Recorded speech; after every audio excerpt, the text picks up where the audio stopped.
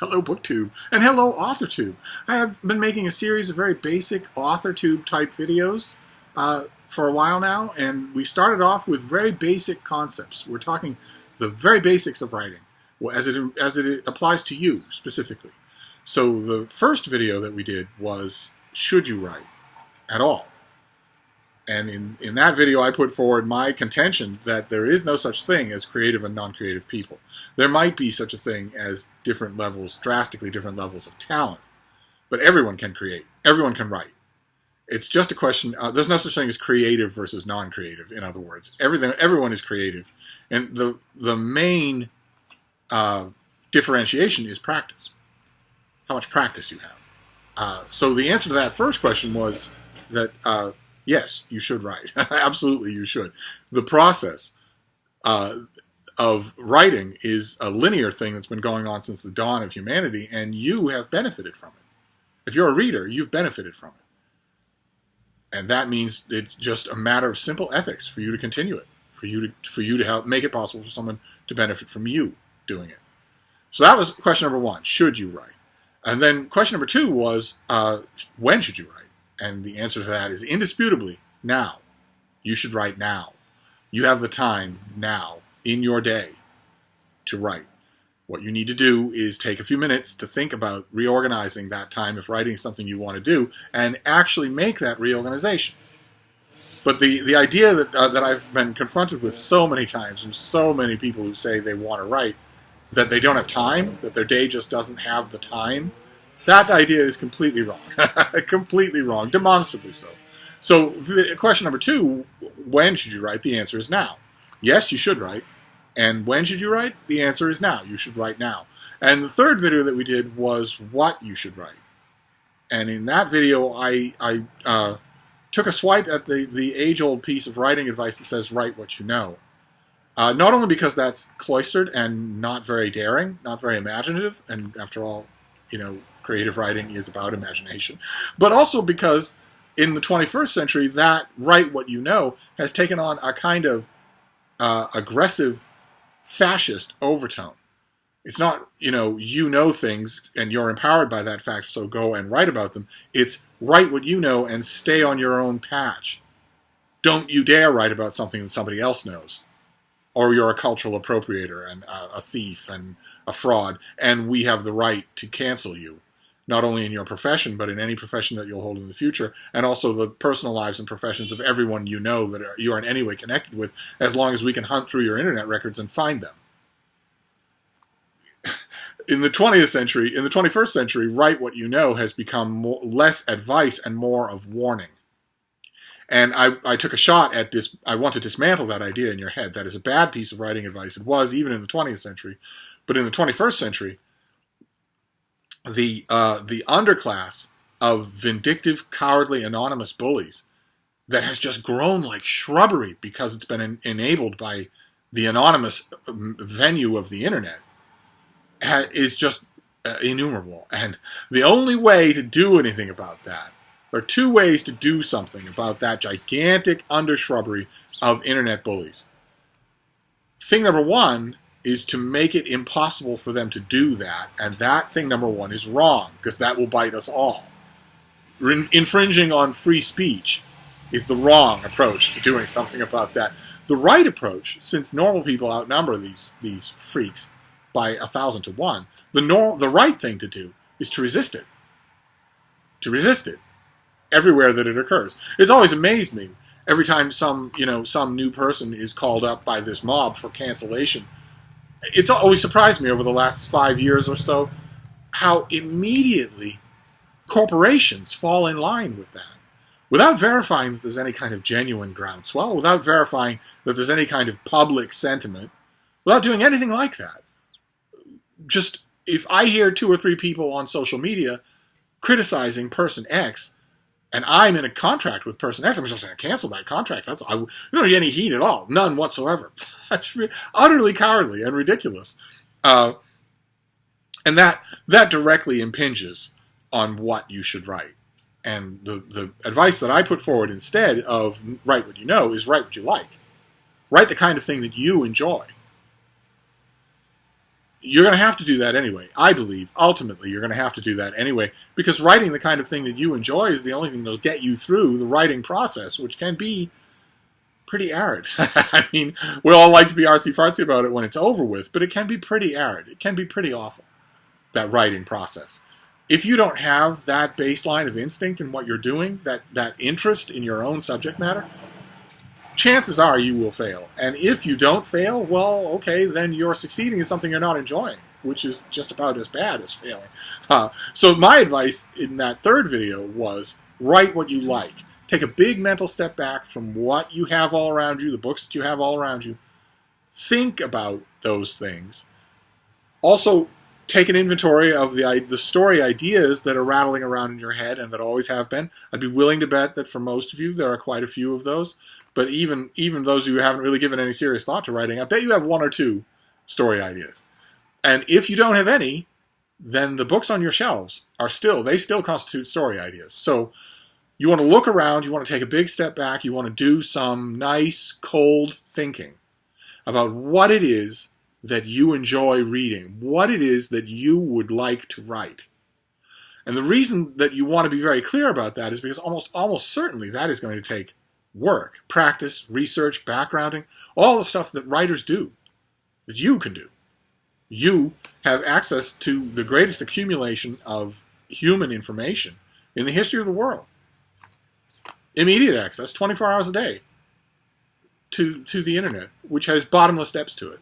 It's not just, listicles and Google News. It has bottomless depths to it. If you work out how to use it and you go to the right places, the internet is bottomless. And when you think about that, I don't want to stress this too much because I'm, after all, a raven-haired, sexy 28-year-old, but that has never been true, that you or I or anybody else in our rung of the social realm, non-noble, not plutocratic, that it has never been true that such people have had access to so much knowledge so easily. You don't have to go to your town's scholarly library, or even more likely, the scholarly library in the town 3 towns over from you, where you get on your bike or you get on foot and you make the trek there. You start before dawn, you get there when it opens. You're not in a position where you have to go there and then go through a labyrinthine process of applying to even be a patron. And most of the time you'd get refused. And if you did, you still have to go there to get any of that information. You have the internet literally at your fingertips for any question that you come up with, from the smallest to the biggest. So, deciding what it is that you want to write, deciding, I want to write, I really like police procedural. Okay, well, there are a million resources online for getting the details of your police procedural down pat so that they are accurate. Or let's say that you have no experience in science whatsoever, but you've always thought you might like to write a story about a genetically modified virus going wild in the world and what it would happen if that happened. And you might be thinking, well, I love that idea. I've had it for a while. I have all these characters that I want to plug into it. I have this approach that I want to take, but I can't write that story because I don't know anything about the subject matter. The internet knows. The internet knows. Block out some time to research. Take notes of your research. Put it all together. Double check it. Triple check it. In very little time, less time than has ever been true for anyone in the history of the world, you will know enough to write your book. And believe me, we'll be getting to the world. The world with a capital W, the world is a big subject for one of these videos. And it's coming up, but it's not here yet. Today, first we did, should you write? Then, when should you write? Then, what should you write? Today, I want to talk about how you should write. Because if you don't have these big things down before you embark, you're going to waste a lot of time or frustrate yourself altogether. So, today, I want to talk a little bit about how you should write. And that breaks down into 2 kinds of answers, right? Because there's the larger philosophical how, and then there's the more real-world mundane how. Let's talk about the real-world mundane how first, because I have seen a lot of people get in their own way on the subject of how you should write. All of these things require only that you take a deep breath, take a pause, maybe take your dog and go for a walk in the nearest wooded area so that you can just think. Turn off your phone, turn off your notifications, turn off everything, and think about this subject. A little clarity will go a long way to helping you out. When it comes to the real-world mundane details of how you should write, you want to figure out, am I more comfortable writing longhand?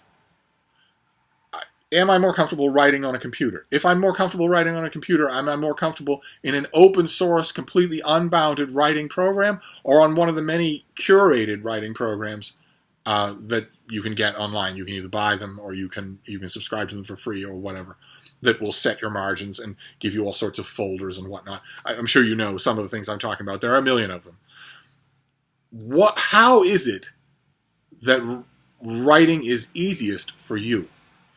And of course, I have advice on this subject. First of all, I strongly advise not writing in longhand. Don't write in longhand. The idea, the silly romanticism that has stuck to it for the last 20 years is just ridiculous.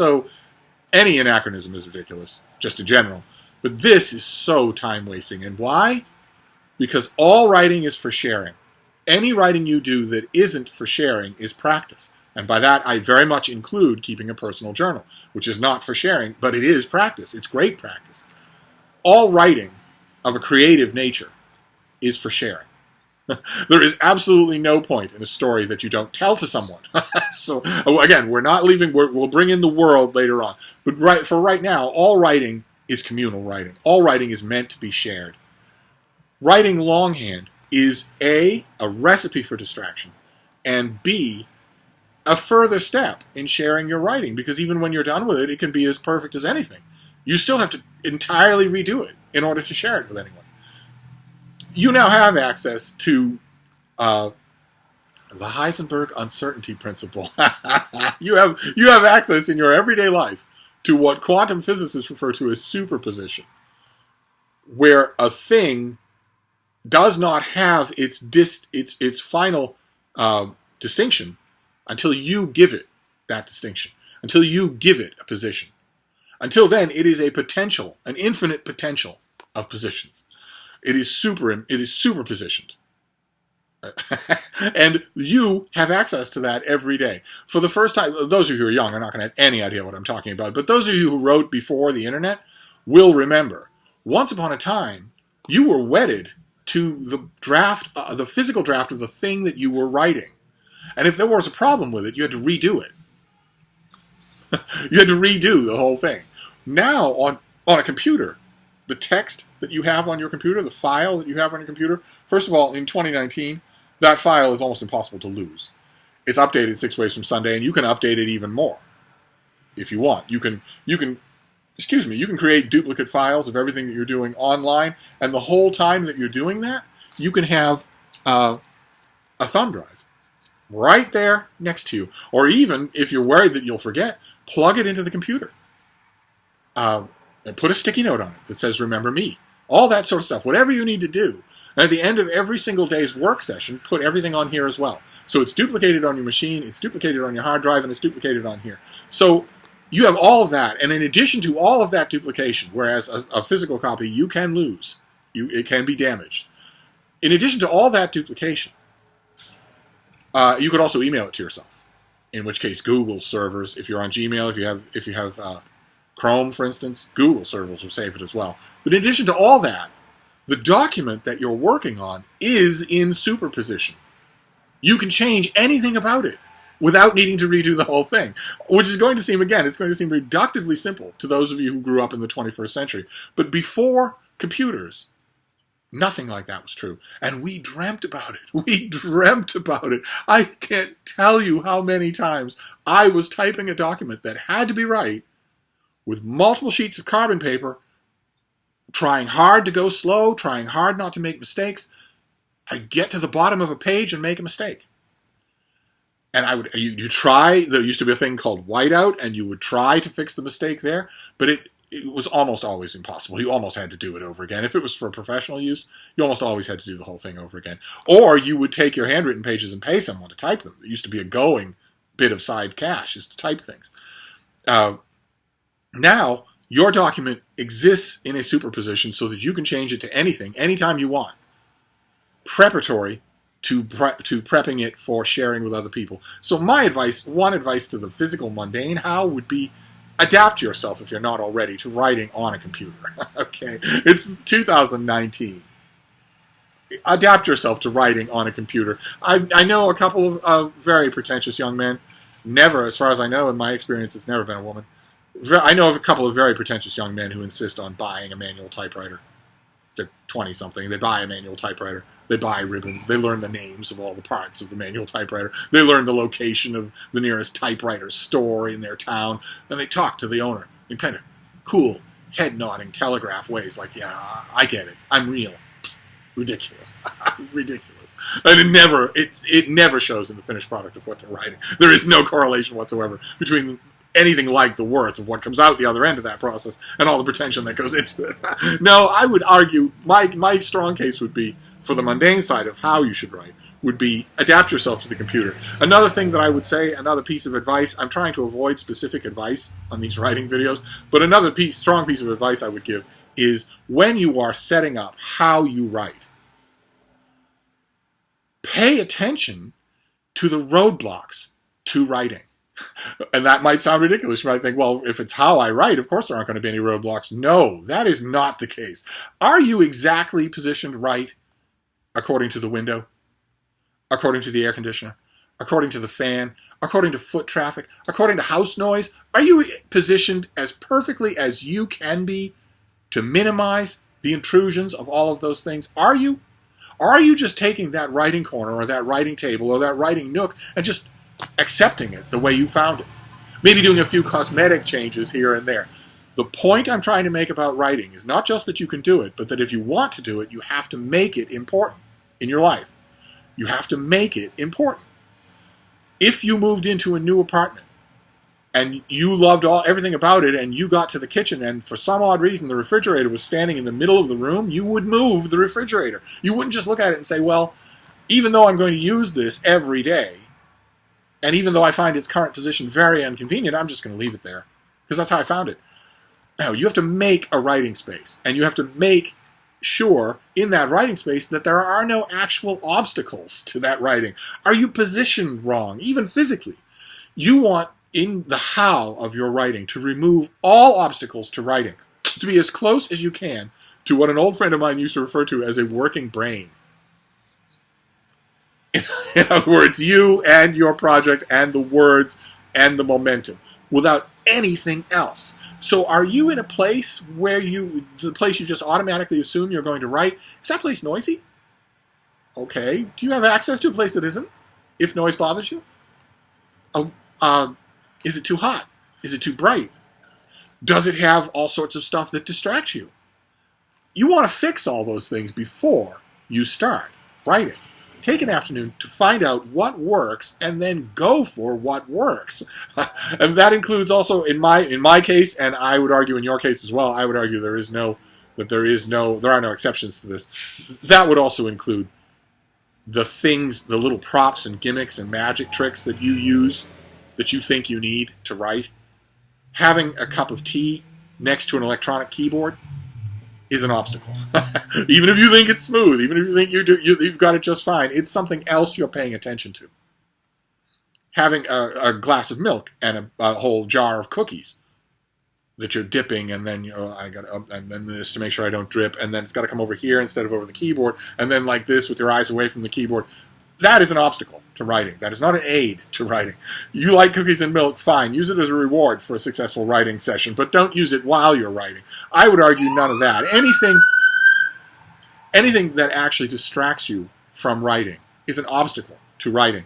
And in the one side of the subject that we're talking about, the mundane side, your goal before you start on your project, the what you should write that we talked about last time, and that you should be decided on by now. You don't need forever to think up what you should be writing about. But before you get to that, whatever it is, you need, on the mundane side, to work out a space where you can write. Writing's hard enough on its own. The last thing you need is to be putting obstacles in your own path. So figure out the smoothest way to become just a brain and then make it that way. Move furniture, move books, move the fish tank. Tell the people that you live with, okay, I'm going to signal in some way, a door closed, a sign up, that I don't want to be bothered for this amount of time. I'd ask you to respect that. Make the physical environment that will work for writing. That is the physical, mundane part of how to write, is that you have to make as much of a priority of this as you do anything else you value.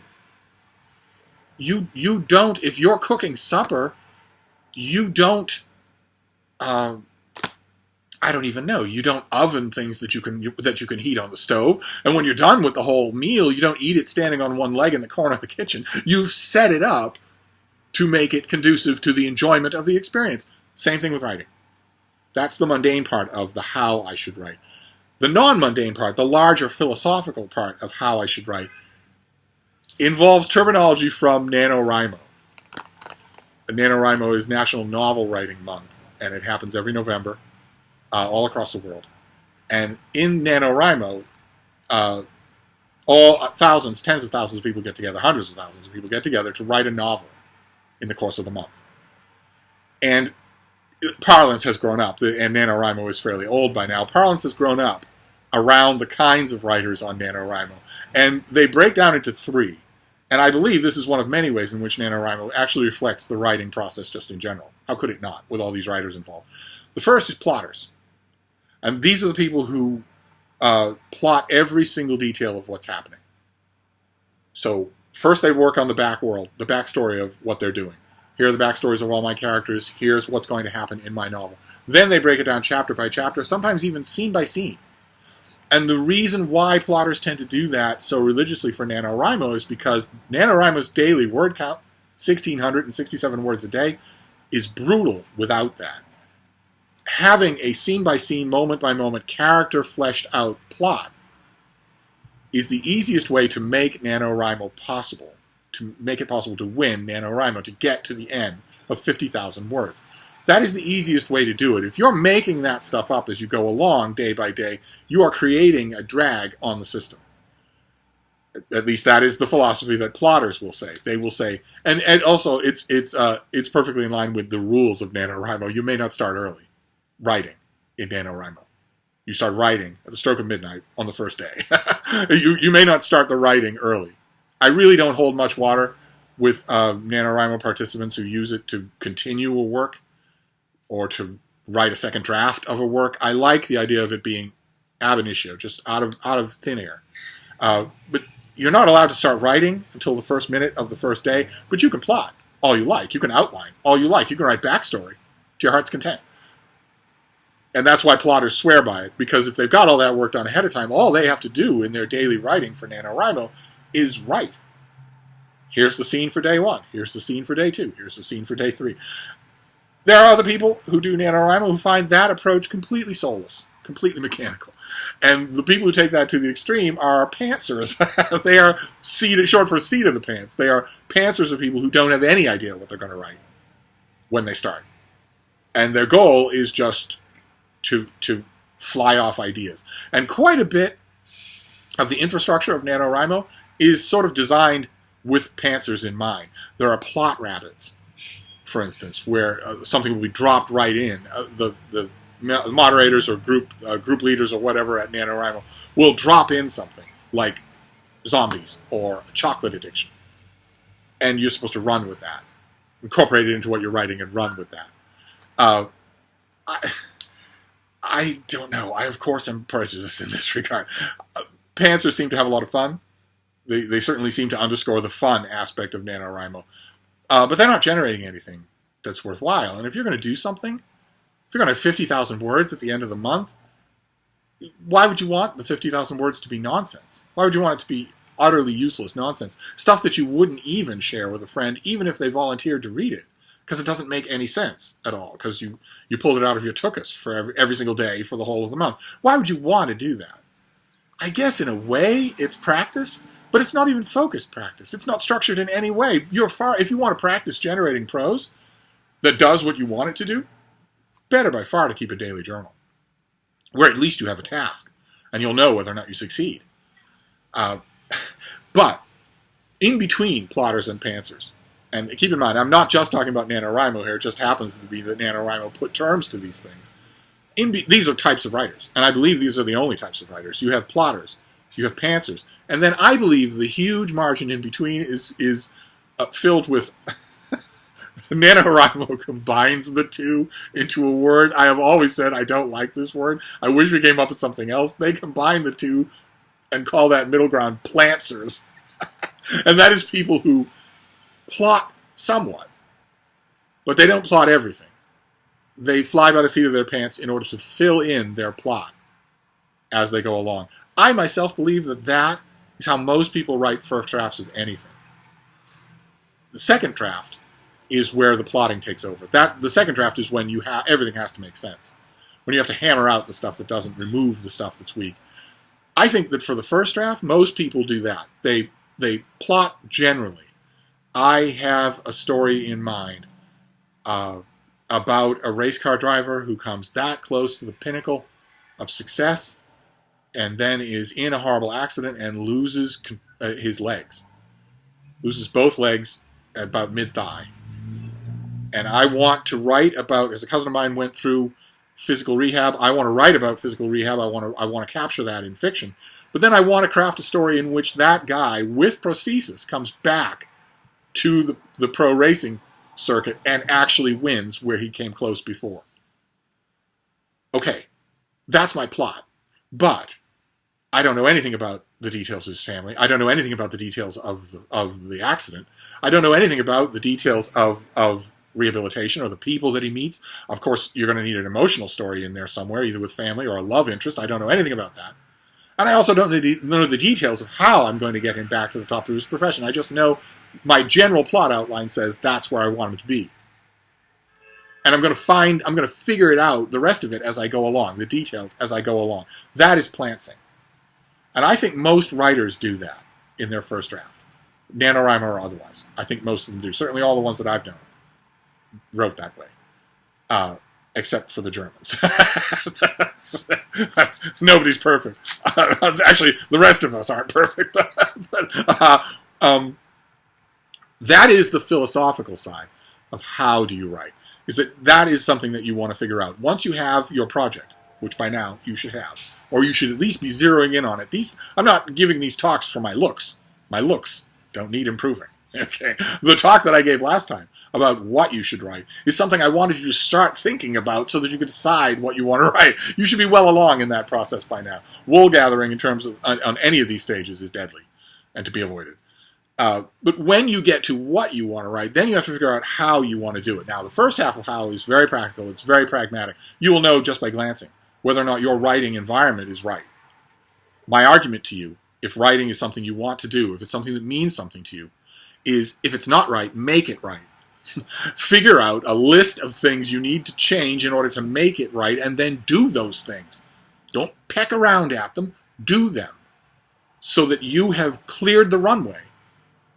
That's the very least you can do to start, is clear the runway. Once you've done that, then you have to figure out the other side. You'll have your project. Okay, you have your project. When it comes to the philosophical side of how you're going to write, you have to plug that into your project. How detailed is this? And how detailed do you want it to be? Do you want to just start? Or do you want to do more? Do you want to do research as you go along? That is the other side of the how you should write question. And that is the question, the subject for today. How you should write. As two branches, you need to be thinking about both of them. First one, take no prisoners. Waste no time.